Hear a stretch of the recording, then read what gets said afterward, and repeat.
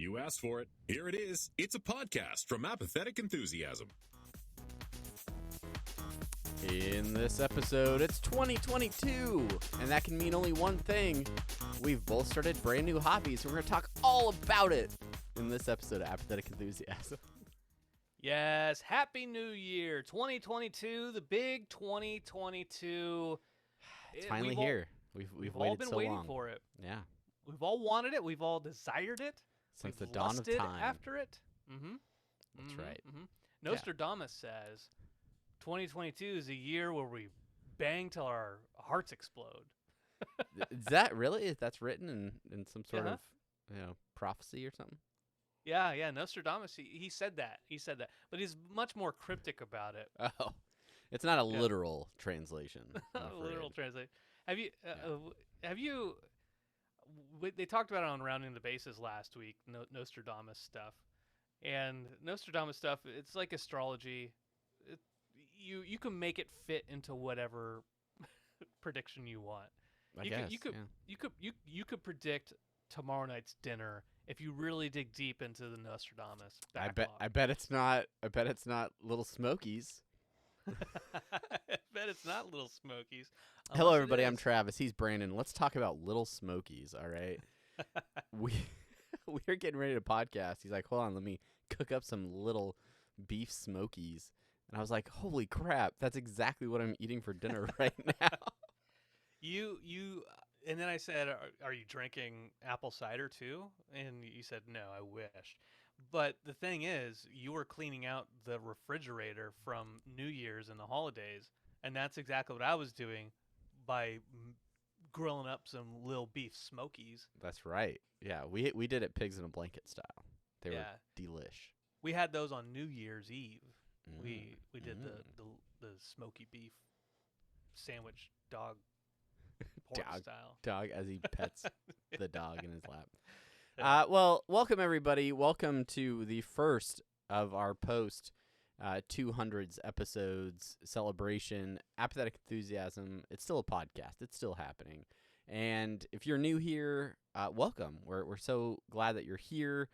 Wishing you the happiest of New Year's. You can follow us all over the social internet. Over on Twitter, I'm at Jogomino. He's at Barnyard Cruise. Together, we are at Apathusiast. On Facebook, facebook.com/Apathetic Enthusiasm Show, or you can send us an email, apatheticenthusiasmshow@gmail.com. We are on Instagram at apathetic_enthusiasm, and our website is apatheticenthusiasm.com. Shout out to those of you watching live right now at twitch.tv/apatheticenthusiasm. If you missed the live streams on Twitch, you can also catch video versions of our episodes at youtube.com/apatheticenthusiasm. And finally, you can support the show directly over at our Patreon, patreon.com/apatheticenthusiasm. And that's it. Start a podcast. Use Blueberry. Get AEPod as your thing. Yeah, use code AEPod. AEPod. Get a discount or something. How's the new year treating you, Brandon? The new year is treating me A-okay so far. I went into work today. I forgot a piece of my uniform, and so I had to go buy new uniform items first thing this morning. And also the badge that I used to get into work was randomly deactivated, and I just used it last week. It shouldn't have been deactivated. And this is how the new year is treating him well. Just wait, everybody. treating me well. New Year's Eve, stayed up really late. And then I fell asleep at like 2, 3 in the morning. All right. And Chelsea, she continued going after I fell asleep. And then she was laid out the rest of New Year's Day. She did not get... She left the room one time, I think, and it was like at 7 in the evening. And she said, I'm going back to bed now. That is impressive. It is funny that New Year's Day is, in this cursory thought, probably the only holiday that we celebrate just for the sake of the hangovers, right? Like, yeah. Like, what other holidays do we have that are just a holiday for us to recover from the day before? I don't know that there are any. Super Bowl Monday. One day we just gotta elect the right official to bring it into law. I mean, we had G-Dub was probably the closest. He seems like somebody that would have gone for a Super Bowl Monday Super Bowl holiday. Yeah. And as it is now, like you think about all the places that we've worked. Generally, it's acceptable that people are like not going to show up, or they're going to show up super late on the day after the Super Bowl. It's the strangest. It's strange. It's acceptable. Yeah. And you're like, I think it sick. depends a little bit on which like coast you work on. Because if you're on the East Coast, that game is going late. That is going into the evening. If you're on the West Coast, yeah, it's still an evening game, but the game itself is probably wrapped by like 9. Yeah, that's true. If you're in Hawaii, you could still, I don't know, still got daylight after the end of the Super Bowl. So I don't know. It's well, in Hawaii and in Korea, I got the day after off. I got the next day off. Doing it right. Those places know what to do. So anyway, yeah. How's your new year going? It was all right, aside from the fact that Omicron attacked my entire household, and we finally after years of bobbing and weaving, we all got hit with the COVID. All relatively fine. Minor cases. In no small part, probably due to our vaccinations and things like that. So, yeah, but it's crazy. It's looking at the numbers around the country of how many just reported infections there are, not just the people that are taking at-home COVID tests and then shunning themselves away from society, but like the reported cases. It's pretty wild. So hopefully we can figure this out quickly, and we don't have too many people I don't know, that get hospitalized or things like that. Hopefully those numbers stay low. But we're doing all right. We're surviving. If I sound nasally, that's why. Otherwise, that's I still took down my Christmas lights today off my house, and I'm surviving, New Year Brandon. I'm a survivor. Okay? It's not going too bad for you then. Yeah, is what it sounds like. It's given me plenty of time for my newfound hobby. Your newfound hobby, yeah. Before we get into our newfound hobby, I do want to briefly talk about this. It was talked about on Rounding the Bases this last week, but something that the new year 2021 is known for is not partying or celebration. Well, I guess it would be celebration of the life of Betty White, who passed away at 99. Just so sad. Just a joke on us all. The question that they asked during Rounding the Bases was, what age is it that we stop mourning somebody dying and being like, yeah, they lived a long and fruitful life. Good for them. What age is that, Travis? It's probably like 80 something. It's got to be in the 80s, right? The 80s. Well, I'll say this. My mother-in-law's mom was here visiting for the holidays. So Sheena's grandma, as well as Sheena's mom. But she's in her 80s, and I felt a little bad about this, but there were a lot of conversations with Sheena's grandma that talked about friends that either recently passed or have passed. Like, to a point where it almost got to be like, is this a bit? Like, is this a thing that you're doing where every time you tell me a story about someone that you know, they just died? But no, it's because she's in her 80s, and that's sort of just like a thing. So, like, her attitude about it is like, these are great people that I've had great, relationships or friendships with, and they're no longer with us. But it was very, like, casual, like, yep, yeah, they die. Because I think when you get to be that old, you kind of, a lot of the people are dead. Are already dead.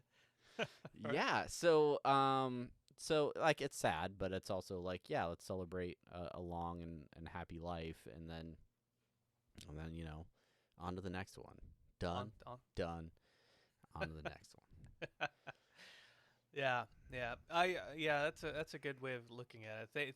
Thank you for that. Before Anyway, we move completely away from Betty White, yeah, sure. and speaking of my mother-in-law, who has been a People magazine subscriber for Oh yeah, decades. Decades. Did you know what the cover of People magazine was for this last week? yeah. It was Betty White turns 100. Yeah, it's on okay. it's on newsstands everywhere. Good. Well, I haven't been out of the house in almost 10 days, so I don't know what's on newsstands anywhere. Everyone's talking about it. I was listening to Sirius XM Classic Vinyl, and the host, I forget her name. Apologies. I know she's an ardent listener. She was talking about Betty White on the cover as well. I think Robbie or Matt mentioned it yesterday. Yeah, crazy. But you got it's our generation's Dewey beats what's his face? Truman. Dewey Truman. beats Yeah, Truman. Yeah, Dewey beats Truman. Yeah. Yeah, it's Finally, our finally we've had our generation's. moment. Yeah. Yeah. I feel like there was Our another generation. moment. There was another thing where it was our generation something, and I think we talked about it the other day. Oh, it was a movie we watched, right? Don't Look Up.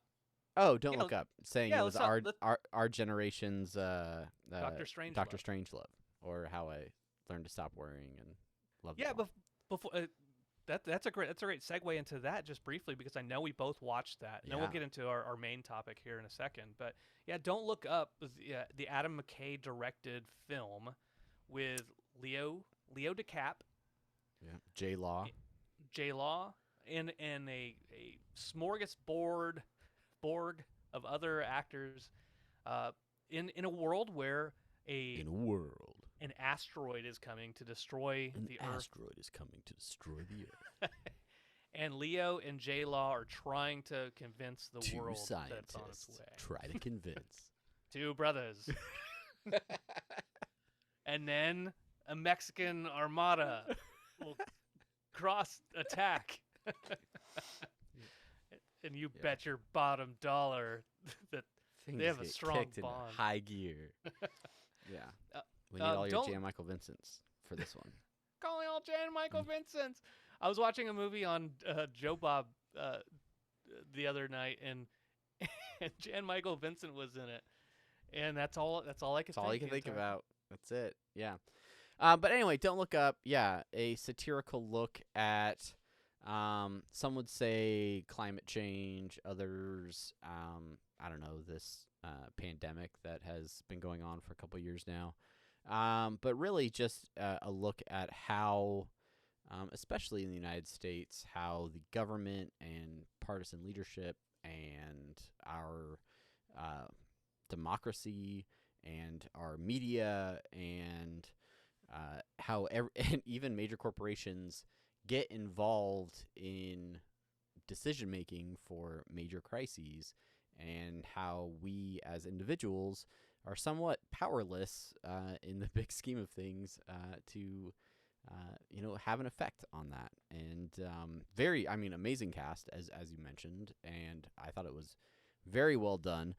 Slightly saddening when put into perspective, but I thought it was a great critique on, frankly, what we're seeing around us all the time right now.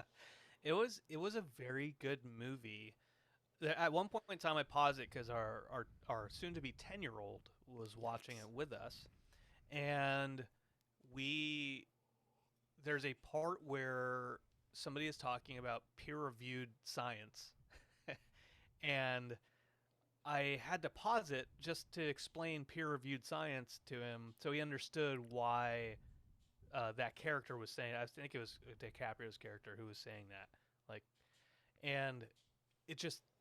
I think I saw an artist who did a reminiscent cover of Dr. Strangelove for Don't Look Up, and it talked about peer-reviewed science, or like the importance of peer-reviewed science. And yeah, I just think that there's a great message in there, but the ending, I'm not going to give anything away for anybody who wants to see the movie. The ending was crushing. It destroyed me. Didn't destroy me emotionally, but it did affect me in a certain way. Yeah. That that a lot of movies haven't gotten me in a while. So I do want to say it is a satirical look, but it does have some good points in it. Sure, absolutely. Also, very bizarre watching that movie while in bed with COVID. Uh, just an odd feeling. But yeah, if you haven't checked it out and you have a Netflix account, check out Don't Look Up. Yeah, and then let us know what you think about it. You can send us an email, hit us up. The links are at the beginning. You know how to get a hold of us. Hi to everybody that is continuing to join us in the chat. We're happy that you're here. Brandon. Yes. Santa Claus. He brought that bag of gifts down the chimney. Sure did. And he brought both of us a brand new hobby. And that is the wild world of at home manufacturing, 3D printing. 3D printing is something that I was always loosely interested in. I've kind of observed the hobby from afar, and I slapped a Resin 3D printer on an Amazon wish list, being like, man, that may be something I'd be interested in having one day. Sure enough, it's under the tree. And then you send me messages on Christmas that you also got a 3D printer, which was not something you asked for at all. Is that correct? How did you come about actually ending up with a 3D printer? I don't know. I don't actually know how I ended up with a 3D printer. Because it's been weeks and I still don't know. It really has. It was one of those things. 3D printing. We're talking about 3D printing. It's one of those things that I've heard people talk about. I've seen people do cool stuff with their 3D printing, like setting up specific Lego mounts on their walls. So I have a Millennium Falcon. There's a specific print in order to mount that on a wall to save space instead of putting it on a shelf, right? So there are cool things like that I've seen. That's neat, but it's never been something that I sought out. Sure. I didn't think I would want or care about, mostly because I'm not a designer. I don't know how to do AutoCAD. I don't know how to do SolidWorks. I don't know how to put those things together. And I always thought incorrectly that everybody who's making these cool things was also designing these things, right? Yeah. So now Christmas Day at the in-laws, there's one final gift for everybody, and each family, my brother-in-law Robert and his wife Lauren, my sister-in-law Stacy and her husband Howie, and me and Chelsea, each of us got our individual family presents. I was the only one who got a 3D printer. Robert got software. Howie and Stacy, I forget what they got. They got something for their kid. They got an Oculus for the kid. Oh, fun. The Cruises got a 3D printer. and I opened up the bag, and here's this box in there. And I'm looking at the box, and it's a box for the 3D printer. I'm looking around. It says Ender 3 Pro. And like I don't know what that is. And so I open it up and I'm looking in the box, and there's no instructions on top of the box in the opening. I'm looking around, and Howie, my brother-in-law, says it's a 3D printer. And I look a little bit deeper. Sure enough. And now I at that moment I said, "Oh, this is complicated. I don't know how I'm gonna get into this." And I'm looking through the box, and there's no major instructions other than how to construct the thing. And so, okay, I hold off that day. The next day, the day after Christmas, I go home, and because we stayed the night at the shower house, came back down here to San Pedro, and I start putting it together. And it takes me a long ass time to put this damn thing together. I get it initially set up, and I start printing, and I've been since Christmas. The day after Christmas, I've been constantly trying to print more things, more things. Constantly printing. wasting so much plastic. So much filament. And in the living room going, and Chelsea being, can we take a break from that just for one day? No, I have something else I have to make. Well, that's very cool. Is surprising to me because with 3D printing not being on your radar really in terms of like something that you're interested in getting, you getting one the same day that I got one allows us to talk to each other, commiserate on issues with 3D printing, things like that. Which we were normally talking to each other about stuff, but instead of this just being something that I'm like, oh, my printer's not doing this or whatever, you can also be having similar struggles, and we can talk about, the challenges that we're having, or the successes, right? But you have, what is it, like FDM? I think is the acronym for the type of printer you have, which is it melts the plastic, right? You get a spool of filament. And then it's melted through a nozzle, and then it creates your prints. I got a resin 3D printer, which works differently. It basically has a vat, a small pool of UV-sensitive resin, and then a build plate lowers into that, and there's a screen underneath the vat that will harden the resin in a specific layer and then move that platform up and repeat that process over and over again until the print like emerges from the vat of resin. So different processes, different styles, and different results ultimately on what you can make or how the prints look. You said you had an issue setting up your printer. Like what was the biggest struggle for you in terms of going from the box to start printing? The Creality Ender 3 Pro is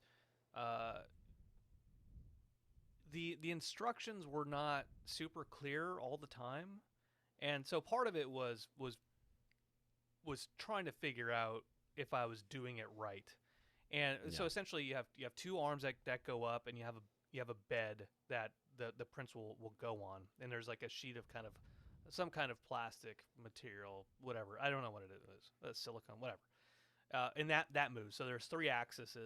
There's the X, Y, and Z axis. Z is up and down. The Y is the moving the bed, and then the X is just the extruder, which the plastic comes out of. That goes left and right. So all three of these axes work together in order to get all the angles that it needs to get. And so making sure that everything was in its right place, that was an okay challenge. But then getting into the actual software piece of it, and leveling the extruder, because what needs to happen is this little nozzle that the plastic comes out of, it has to basically be within a millimeter of the bed. And so it's basically the width of a sheet of paper. So you go into each one of these corners of the bed, you put this piece of paper, you go into the software, you modify the Z-axis, and it goes, and you want to get it to where the paper doesn't come out too easily. And you want to do this in all four corners of the bed. Each of the corners has a wheel underneath it that you adjust. Now, the extruder, the nozzle, heats up to around 200 degrees, up to like 220. The bed itself heats up to around 60 degrees, can go up to about 100. And if you start a print, you'll know right away if something's not level, because if the nozzle's too far away, then it's like a glob and it doesn't stick to the bed. Yeah. If it's too close, then the nozzle is digging into the bed and it goes, and you don't want that, because then you have to buy a new bed. Yeah. And so now over time, like maybe the first layer is not too bad, right? It's only slightly level, but then over time, as you get hundreds of layers of plastic on top of each other, then things start falling apart. So there's a couple of my prints that I've started, and I'm like, okay, they're good. I'm cool. And they're like 5 hours to print something. Yeah. And I'm going to go to sleep. and I wake up in the morning and they're just like globs of plastic, just like all over the place because something got out of sync, something got globbed, and then it dries really fast, or it cools down really fast. So the nozzle is going all around, and so it's just like breaking the cooled off plastic and shooting it all over my living room.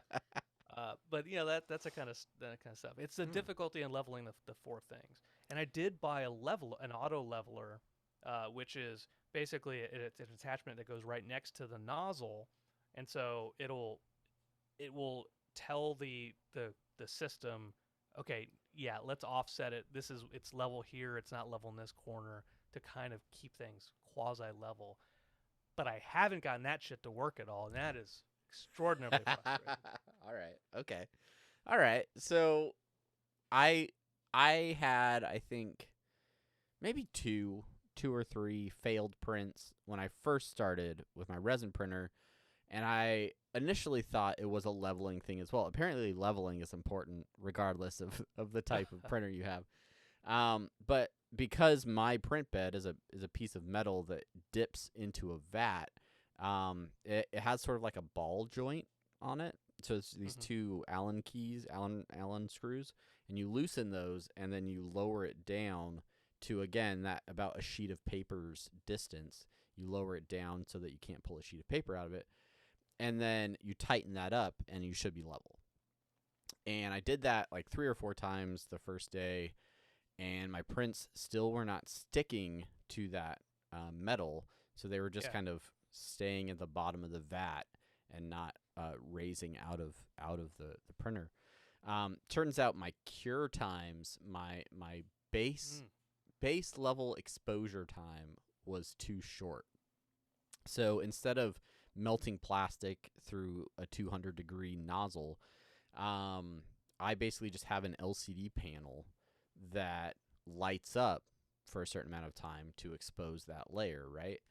And if it isn't lit up long enough on those base layers, then your print has a tendency to not stick as well to that print bed, and then you can lower that time. So whereas I have like somewhere between 45 seconds and a minute for those initial like 5 or 6 layers, after that it can go a lot faster and only be like 6 seconds or something per layer.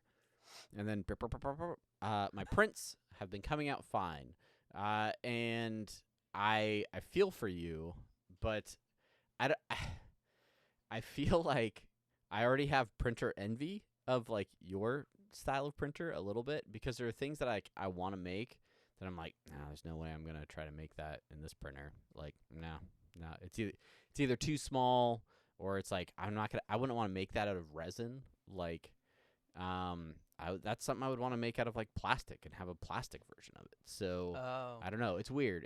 So I don't know the intricacies or difficulties of the resin piece, right? But yeah. I've seen I talked about before not being AutoCAD, not being a designer, and being kind of ignorant to that there's so many websites out there that have hundreds of things that you can make. And there's one site, I forget which it is. It's one with all the really awesome prints, the ones that you pay for. Oh, it was like the game something or yeah, whatever. 3D game or something like 3D GAM. There are FDM or plastic models there to print, but they're also I feel that the resin ones are much better. Like they're smoother. It seems like they're smoother yes. than. I will say that the quality of hold on, we have to pause. D squeezes in the chat, and he says you picked up your dog and honestly thought you were gonna tell us it was 3D printed. No, Camila is an actual Chihuahua and is not 3D printed. But we can show off a few things that were 3D printed. One of the first things I made was just a sample file. And that is like this little deer, but it's got all these little holes in it. Yeah. And then not soon after that, I made a Boba Fett for Book of Boba Fett coming out, which I don't know. Have you watched the first episode yet? I have not yet. No. Boo. But I made this Boba Fett, and I was like, oh, that looks really cool, and the details really awesome on it. And then I started making some like flexible moving type things. So I made like a little octopus that legs move on it. Yeah. Yeah. So those are fun. And then I made some dragons. This was the first file that I had to pay for, but this dragon prints. Where's my camera at? And it gets really long, but like the whole thing moves. Yeah. And then I broke one of the legs off right before we started recording. So I'm gonna super glue that. But then I got into some busts. So I made a Spider-Man bust, Nice. which I really like because you can kind of get some of the detail of like the web design on his mask and stuff. Yep. And then after that, I made a Deadpool in a similar style. And this one, I was just like, dang, like if I can get the camera to focus, this is great Yeah. for the audio listeners. How long did the Deadpool or the Spider-Man take? So the Deadpool was printed at an angle with a bunch of supports. Okay. And I think Deadpool took like 7 hours, 6 or 7 hours. Yeah. Yeah. Which it's only about, I don't know, 3 inches tall, this bust. I used to when people talked about 3D printing before, and they said, I said, hey, how long did that take you to make? They're like, this one took 7 hours. I always thought, oh my God, that's way too long. Another reason why I didn't find myself wanting to get into 3D printing, like 7 hours for that. I'm not gonna do it. Yeah. But that's, I mean, 3 hours, an hour if you don't have a lot of infill, and the infill is like where you have the shell of something, but the infill is to strengthen it, the core of it. That's one of those things that's also really different between our two printers. Your prints will take longer, like regardless of maybe like how tall they are. It's like how dense they are is really the like impact for your time, right? Yeah. Because there's movement of the nozzle. It has to do all these different things. You don't have a nozzle like that, right? Nope. Yeah. So the real only difference in print time for me is how tall it is. However tall it is from like the tallest point to the print bed is going to establish my print time. So like this dragon, really long, right? Like, but it prints like in a circle, like folded up in a circle, flat on the print bed. So these only take like a couple hours to print, because they're relatively short, right? And I think like if you print the Spider-Man bust straight up and down like this, it's like 7 hours. But if you angle it and put supports on it, you can almost have the print time. But that creates some different issues about if you do end up with layer lines and things like that affecting your print. So. Yeah. Huh. Yeah. Interesting. Huh. I do know that like the more lateral, nozzle's moving everywhere. So lateral movement, the longitudinal movement, whatever, up and down, left and right, all that movement. It takes longer for the thing to travel. But anyways, yeah, I made that same octopus. Hey, you made the octopus too! Yay! Yeah. Look at our little. And now I need to print a black one, so we can have 2 black octopi. So I made that guy. We went to this like science fair while we were in Tampa before the pandemic hit, and we went. It was at the college. Crap! It's the college that Matt's dad went to. Anyways, let us know in the chat, Matt. Yeah. Where'd your dad go to school? They had a science fair, and in one of the STEM exhibits they had was people who had 3D printed a bunch of stuff. And I'm looking at the octopus. There was things similarly that had all the links, right? Like, oh, look, the arms Yeah. move and everything like that. Yeah. And the first time we saw something like that, we're like, oh, cool. Like, how long did it take to put that together? Like, you don't put it together, it just prints out like that. And that was so, it seems like such a revelation that's how it works. Yeah. My brother-in-law asked, "Wait, so that octopus just printed out like that?" Yeah, it just printed out like that. You clean up the plastic after the fact just to make sure everything's bending and good, and that's how it is. This is really cool stuff that you can 3D print. The idea that like these links they're interlinked. There's normally you would have to put that together or something, right?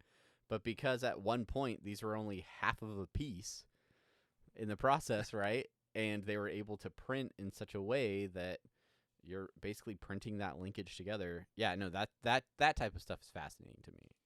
And it's the same thing with that dragon where, the whole thing is just, a bunch of links throughout, but it just is a little bit more detailed. And I do need to get that that download that plan from you. Yeah, I'll have to send it to you. It's now this is where printer envy comes in, right? Because this is about as big as I can make this dragon, right? And that's maybe a foot, maybe a little less than a foot. Fully stretched out, maybe a little less than a foot. It's small enough to where his arms are supposed to move as well, but due to the size and I think maybe the resin process as well, it's not able to print a gap well enough in those arms to where like it's kind of cured together, like it's stuck. Like I think the reason I broke that one leg before we started recording is I tried to bend it a little bit more because I thought it was going to give, and it turned out it was just snapping off. So smaller printer. I have a Voxel Lab Proxima resin printer. It's a great starter printer for sure for anybody that's interested in starting in resin 3D printing. But it's limiting on the size of things that you're going to be able to print out of it. So I don't know, with this type of printer, if you want small, really detailed prints, like if you're interested in printing miniatures or things like that, or any kind of like D&D minis, things like that, and you want cool detail, I think this is an awesome printer. Yeah. I just feel like there's going to be a point where I have so many dust collectors on my shelf that I'm like, okay, what am I going to really like do with this?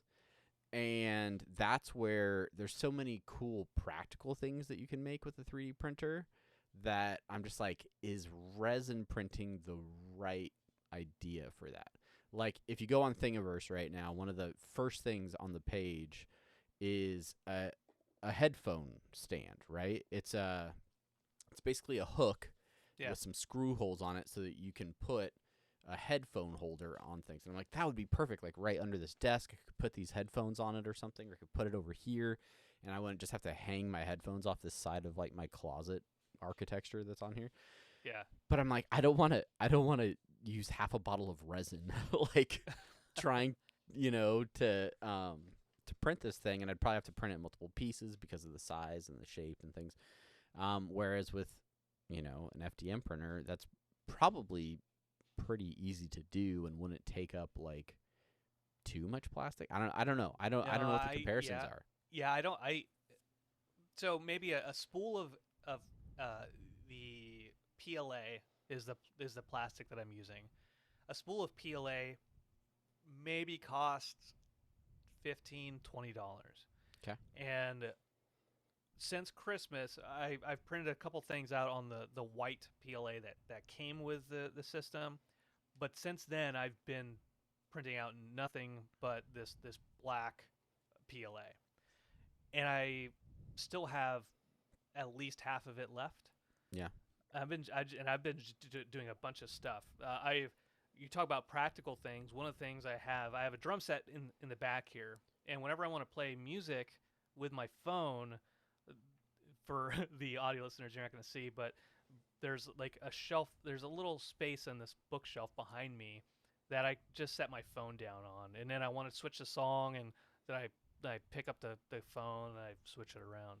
One of the things I'm printing is this little mount. It mounts onto the shelf. It clamps.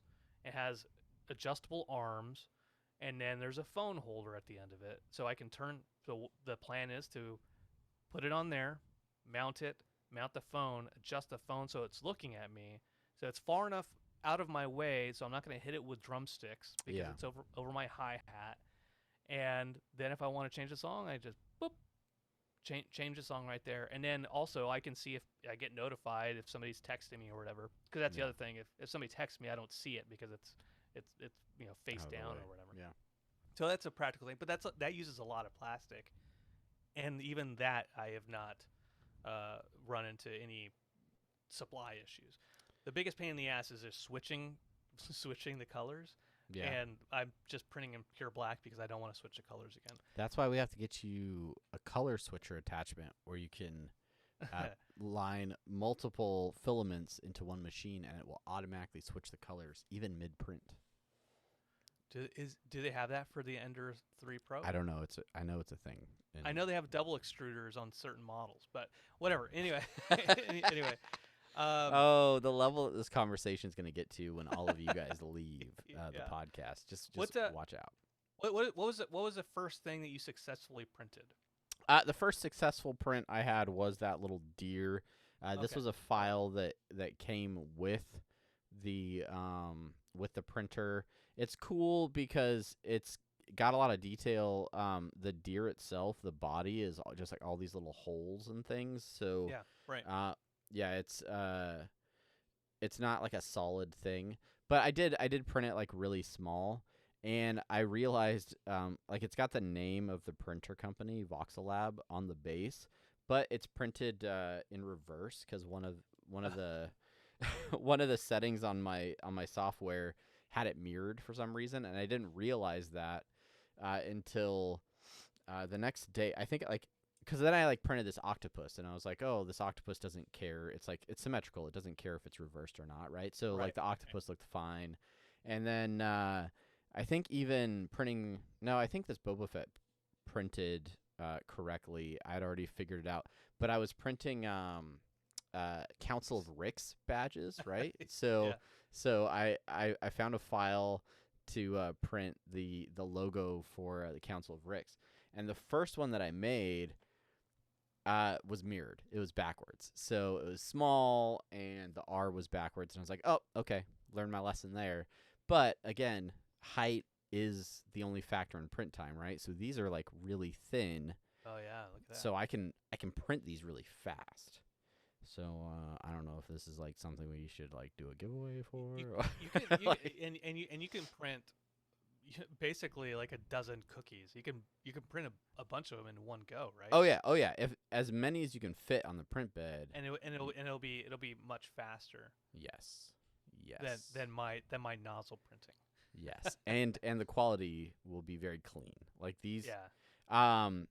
The first one I messed up because it was mirrored. The second one, this one I messed up because you unscrew the actual print bed so that you can take it off and then remove your prints and everything. And I just set it back in there without screwing it back down. Because I'll talk a little bit about dealing with resin here in a minute. But so then the next time I went to print it, my print bed wasn't even actually secured. So as it's moving up and down, it was moving left and right slightly. So this one's got kind of just a weird 3D kind of look where it's not quite lined up right in some spots. But I don't know. It's fine. It does the job. It does beveled. It's beveled. Yeah. But yeah. So resin has its own issues, right? Because this liquid UV resin is toxic. If you get it on your skin, if you eat it, I don't know, you get it in your eyes, it can burn, it can cause damage. It has the fumes are kind of gross. Any uncured resin is kind of a hazard, right? And so you have to wear gloves every time you're dealing with a print. Not trying to do that. Not trying to wear gloves. I have a bunch of isopropyl alcohol because you use that to clean your prints. So after you scrape a print off the print bed, the first thing I do is I dunk it in a pickle jar. I have a pickle picker plastic jar that I drop my prints in there, and then it's got the like mesh like thing so I can scoop it out and all the alcohol stays in the vat and I can just pull the print out.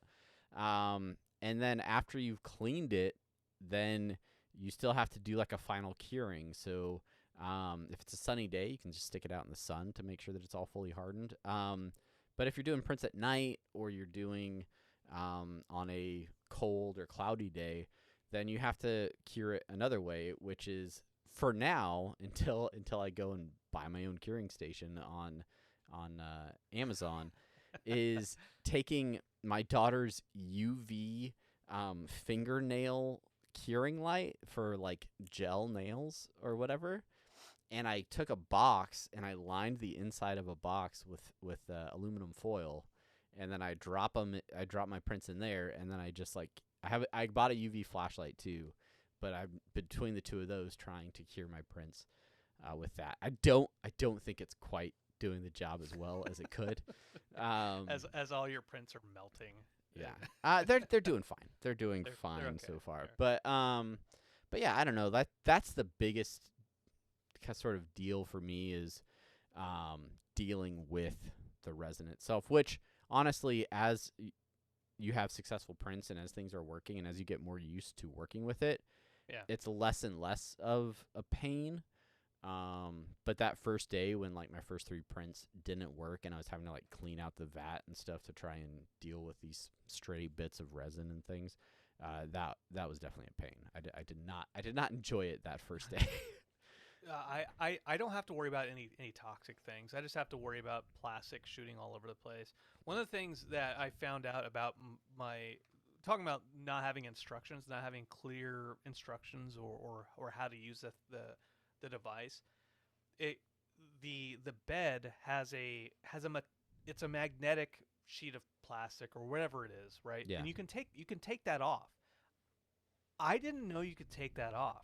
So the first couple of prints, I'm trying to figure this stuff out. I'm trying to figure out how to level, trying to figure out the right amount of adhesion, and I start a print and it fucks up, and then I've got to go back and I got to clean up this plastic. Yeah. And what it does is it's the same thing with the resin, where there's like skirt, there's brim, there's raft, different types of things. And what that is the skirt is generally like it primes the nozzle before it starts printing. The brim is you have your design, and a brim attaches plastic in my case around the edges, and so you pull it off and then you pull the brim off. A raft is where your design actually sits on a bed of plastic. You take the whole thing off and then peel off the extra plastic. It's like a raft, right? Yeah. Well, so my dog's getting wrapped in cords. So what happened is anytime my print messed up, I started trying to take the crappy plastic off. It was, okay, well, this design's messed up, and let me take the plastic off. And the printer comes with a scraper. It comes with a scraper. I'm like, okay, well, clearly that's what this scraper is for, is to scrape stuff off. And so I started scraping this plastic magnetic cover, right? And then I was watching some YouTubes later on, and I noticed people have clips on there. I'm like, oh, I have clips on there.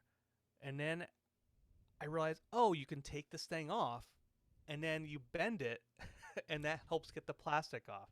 So I have ruined, not ruined, but I've damaged my first bed already just from taking a scraper and going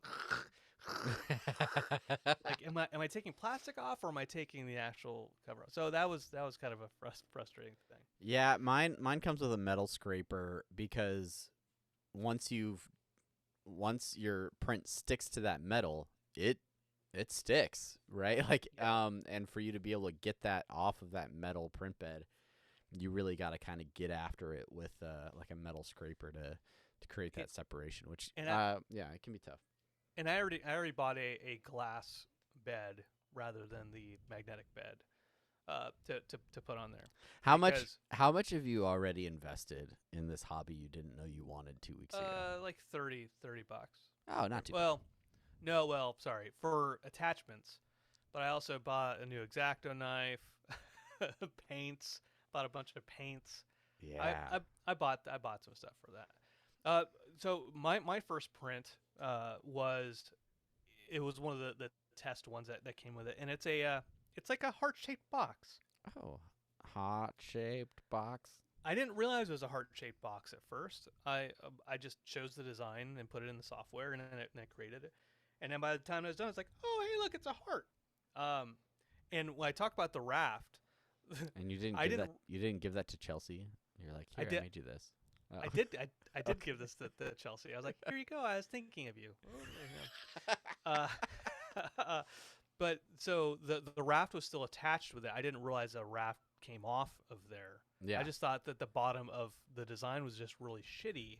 And like, Good thing you had a friend that you message with regularly that was like, hey, maybe you can take that off. Well, that's the thing, because the second print I did, the second successful print I did, I was actually thinking of Chelsea when I did it. I found a design. It's hard to see. It's just a lila outline. You can put it on the wall. I think those things are cool, dude. I think those are really cool. Yeah, the super cool. The one that I printed out with Chelsea was actually in white, but I printed it out and I sent a picture of it to you, and you're like, now all I have to do is take the raft off. And I said, I think that's the design. And he said, I guarantee it's not. Sure enough, you were right. And that wasn't the design. It is just the outline of the face. So that was the second successful print I did. And then I printed out a fry just to be in solidarity. And so now Chelsea was so happy, and she put it over by our coffee bar with Fry looking up at Leela. Those are cool. Those are really cool. I talked about. I have a couple of minis that I printed out because my son, he wants to get into D&D. He wants to get into turtles. And so I started like, you know what, minis are cool. I had a Warhammer 3000 figurine randomly a long time ago, and I thought that was so cool. It'd be so fun to paint those things. I'm like, okay, let me print out some miniatures. So I did start looking for League of Legends miniatures. This one's gonna be hard to see, but it's a little Teemo, little Teemo from League of Legends. And then I printed out a turtle, and he's holding like a little thing, but it was so small and his staff broke. Can't really see it, but yeah, his staff broke. I'm like, oh crap! And I showed that to the kid, and he loved it. He's like, oh yay! I tried again. This time I tried it even smaller, and the staff didn't break on this one. The staff actually worked. So I adjusted some settings, and it actually worked better. Because we talked about supports, and you talked about supports with some of your builds. There's different types of supports. One of the supports is tree. The other is kind of tower. And what those supports do is gravity happens, and things fall down, and things don't get printed if there's not something underneath them. And there's a support which is just basically building from the bottom, the bed up, and supporting things. Or there's tree, which is like a very, very loose branching kind of support that comes from the sides and then comes up. It more like tentacles. Yeah, okay. So I used the tentacle version on the smaller one, and that was successful with it. Because then when you're like going in there with the pliers after it's all said and done, you're trying to take things apart. Sometimes that plastic is sticking to the other plastic that you actually want to keep on there. Yeah. My two different prides of joy is, well, I'll get to that one. Talking about the turtle again, I wanted to give my son a bigger turtle, and so I print out this massive dude. And this, we can also talk about painting here in a second. Yes. This big ass turtle. He comes with 4 limbs, and big there's old a pack base. on his back. Yeah. So cool. And then he's got a little. He carries a little stick. And then I did some detailing of these vines kind of crawling up the side of the stick, and my kid wanted like I don't know, he wanted like red on the top. You can't really tell, but All I right. put a little metallic Sharpie red to make it like it was glowing. Super cool. That's fun. Getting into painting. And the thing that I'm most proud of was the design of the dog, the This Is Fine dog. That's And such a cool model too. Ah, gosh, I I I think there's some files you need to send me as well. 'Cause I wouldn't mind having one of those on my desk either. yeah, it's super cool. The dog, the chair broke a couple times, so I went in there with epoxy, and after it broke actually, and it was a blessing in disguise, because when it broke, that means I could actually paint the dog separately from the rest of the platform, Yeah, the flames in the background, all that type of stuff. And then once I was done, then I epoxied it back on there. So now he's on there pretty good. he's stuck. He's stuck, and it's fine. It's fine. He's stuck. It's fine. It's fine. Well, I mean, those look awesome. I'm very excited to see when that turtle, that exploring turtle, is all said and done and fully painted and put together. Yeah, I really want to start painting some of these. I've just been isolated to my house for the past few days, so I don't really have any primer, but I do want to get some primer, and then I've got just a ton of acrylic paints in my house. So I kind of want to attack some of these little busts and see how these would look with some paint on them. I think those would be really cool.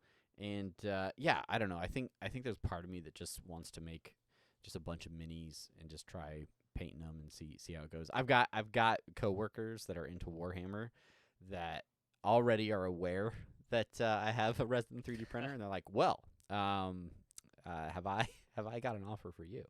I will buy your resin if you print me out these designs. Yeah. Well, because there's somebody else in my office that does some resin printing, does just a bunch of 3D printing, and is already getting offers from this guy. So I don't know. I think I don't know what does the future hold for this stuff. I mean, I'm really enjoying it. I'm pleasantly surprised by the quality of this printer, because this printer was not. This is an entry-level printer for sure. This is I think right now you can get my exact printer for $170 on Amazon.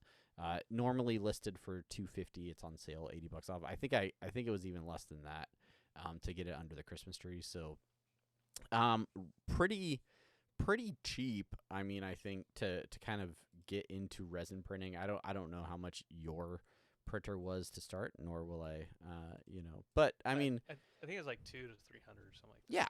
So if this is something that people are interested in, printers have gone down in price considerably from 5-10 years ago, when it seemed like you have to invest a car loan or something's worth of money into getting into the hobby. But yeah, I don't know. Maybe you talk about the 3D modeling, the AutoCAD piece of this. That is something that's really interesting to me, both from an artistic and sort of design aspect. Seeing if there are ways that I can turn designs that I've made 2-dimensionally in the past into 3-dimensional objects. That's something I think that would be really rewarding and fulfilling for me. If there's ways that we can print some sort of cool tokens or merch for our listeners, that would be a much larger scale. But I don't know, maybe for patrons or things like that, people on Patreon, something a little bit more original and unique for the people that support our endeavors. I think could be really neat, and more than just a sticker, something that they could actually hold or take with them. So I think that's cool. That's the thing about 3D printing. I've spent so much time on it in the last week and a half. Yeah. That you kind of mentioned it already, with not wanting a bunch of things that sit on the shelf and collect dust. The amount of time that I put into not only printing but also priming and sanding, figuring out how to sand, Yeah. like and that takes a lot of time. Where I eventually just give up. I'm like, I'll just prime it. Fuck it. I'll let the lines be what they are. Yeah. I don't have to be perfect, right? Yeah. But putting that much time into it, I I have so many other hobbies. I can't dedicate myself to printing just massive amount of minis. And then where do I put them in my house on top of that? Yeah. So Exactly. it's a matter of, now that I have it, now that I'm figuring out how to do things with it. Once I feel very very comfortable with printing, now what do I do with it that's productive? Right. And you talk about merchandise, uh, talk about designs, you talk about giving things to people, like presents. you know? Yeah. No joke. There are people in my family that will receive 3D printed presents. That Yes. is definitely going to happen. This turtle is a present for my kid. Get ready, The mom. You're getting a 3D printed present. Chelsea and I are about to hit our 18th, yeah, our 18th anniversary, and it's porcelain. I already saw a design which is a toilet, and I thought about printing that out for. I probably shouldn't, but Let's rethink that, bud. Let's we'll go back to the drawing no, board on that one. she would love it. She would love it, and if she doesn't, she's stuck with me. But Yeah. it's cool. It's cool. I just need to get it out of my living room and clear a space in my garage for it. Yeah. Same. Mine's in my laundry room, and it works, but I think I'll probably need to make a dedicated space, especially when I get that second 3D printer FDM. And I can work on both angles. which that's a question you asked right after, like a couple days ago. Which one of us is going to upgrade our 3D printer first? Now I've already upgraded some parts. Yeah. Right? Who's gonna buy a bigger 3D printer first? I don't think it's gonna be me, because I think the Ender Pro that I have, it's a pretty wide design. It goes pretty high. I can make a lot of things that I need to do on there. Like there's the Terran battle cruiser from StarCraft. It comes in like 50 billion parts. Oh, dude. Let's And not get started. Like It is huge. we perused a website the other night, and we're sending each other links, and there are some designs out there that have hundreds of parts that you print individually and then glue together and things like that. I haven't made any of those yet, but I am very close to. And also, you pay for the designs, right? You shell out some cash. You support the people that spent the time to model these things. Yeah, there's some designs out there I'm very, very close to. There's a what is it? Johnny Five from Short Circuit. Oh, is there? Yeah, Oh, and it shit. comes in so many little pieces. But I'm like, it looks so cool. Like, I don't know. Did you build like model cars when you were a kid? Did you Yeah. ever do? Yeah, I definitely did. Yeah. Like Yeah. there's something appealing about that. When I was a kid, me, my older brother Tim, and my dad, we'd each have our own model car that we'd be.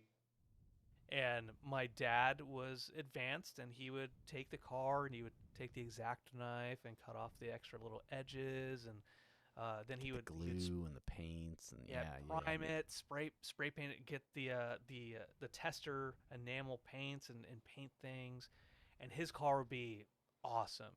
My brother's car, not as advanced. We call him intermediate. He would still do a lot of that stuff, but wouldn't be as clean. And me, I'm like, I have all the parts here. Let me let me glue them together. And so there's something that takes me back to those times, that makes me want to do better and get to the intermediate least. Yeah. And maybe be advanced like my dad, who is an AutoCAD. He's a computer draftsman.